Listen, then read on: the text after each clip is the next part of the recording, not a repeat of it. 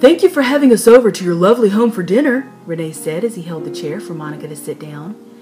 Renee loved the decoration of the room and chuckled to himself, wondering how obvious he and Monica had been, since the room had a very romantic feel. It has lights strung up the walls and the corners, and then tracing the ceiling.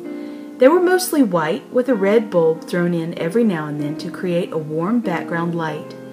There was a large window right behind where they sat, and when you looked out of it, there was the Milky Way and all the other stars surrounding it, dazzling like diamonds in the sky. The light from the stars coming in was so bright it added to the background light in the room. "You are most welcome," the homeowner, Shane Widger, cheerfully said as he began putting plates down on the table. "It's the least I could do for the wonderful gift you've given us. Me and my wife will be eternally grateful to you and Jehovah for this. It's weird. Eternally grateful used to be just a saying, and now if you say it, you'd better mean it, because you're going to have to live up to what you say." The whole room started laughing. "How are your studies coming?" Monica asked. "They're going great," Shane replied. "We've learned so much, and there's so much more to learn, but this environment makes it so easy. I almost feel like I'm cheating." "Before dinner is served, do you mind telling us, what were your thoughts when they first explained everything to you? I've never heard the story of getting to know Jehovah from a personal point of view," Monica asked. "Well, I'll let my wife tell that story. She tells them so much better than I do." Shane gestured to his wife, who was already sitting at the table.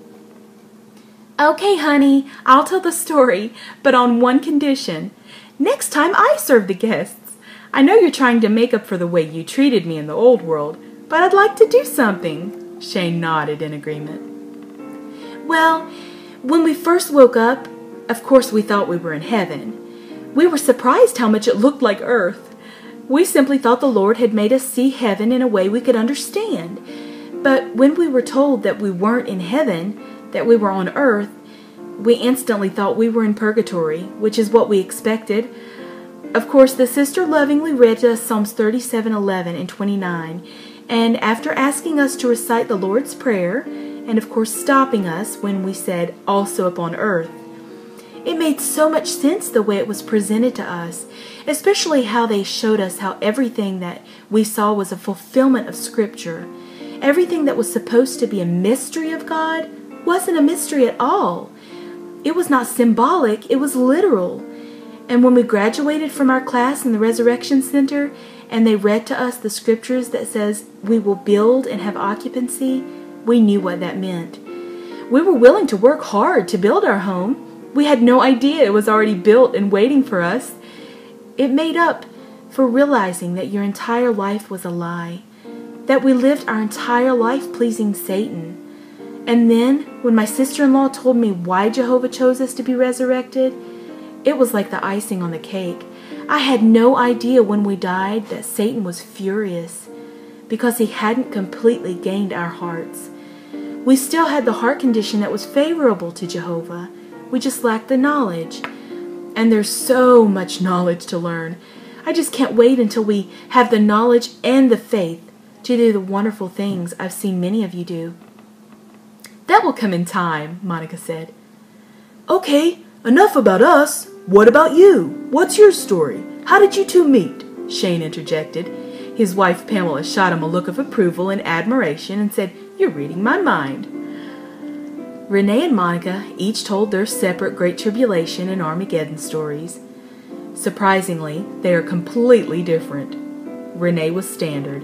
He hid out in a house, only to be arrested and taken to a field prison, which happens to be his shelter during Armageddon. But Monica, she was alone, cut off from the rest of the congregation. She wasn't terrified, though. She knew she had Jehovah's protection. She had been obedient to the last detail, and her miracle of the Great Tribulation was simply the appearance of an angel, one that gave her a look and a nod of approval. It gave her the strength she needed to simply hide in an inner room while Armageddon took place. That inner room was spared, even though everything else around her was leveled. And then they told the amazingly brief story of how they met. Shane and Pamela were astonished. Then they realized In this new world, you don't have to date like you did in the old one. There's no looking for bad traits that can be hidden. There's only the process of seeing how compatible you are. And during that romantic dinner, they found out just how compatible they really were. As they talked over the weeks leading up to their wedding, they realized that maybe their meeting wasn't chance after all. A few strange coincidences kept lining up. She was actually from his old congregation before he moved out to learn a new language. After Armageddon, he was the one who finished the cleaning work done on the various streets. He always admired the skill and thoroughness of whoever started this job. He found that he actually followed her around the world, always receiving the same assignment, just at a different time. You know, honey, I never heard the details on what you actually did during cleanup, Renee whispered as he gently stroked her hair. Oh no, baby, you can't learn everything about me. There has to be some mystery in this relationship. I'll tell you later, after you've earned it, Monica teased. Renee smiled and realized that he will really enjoy marriage. Instead of tribulations, it simply presents fun challenges.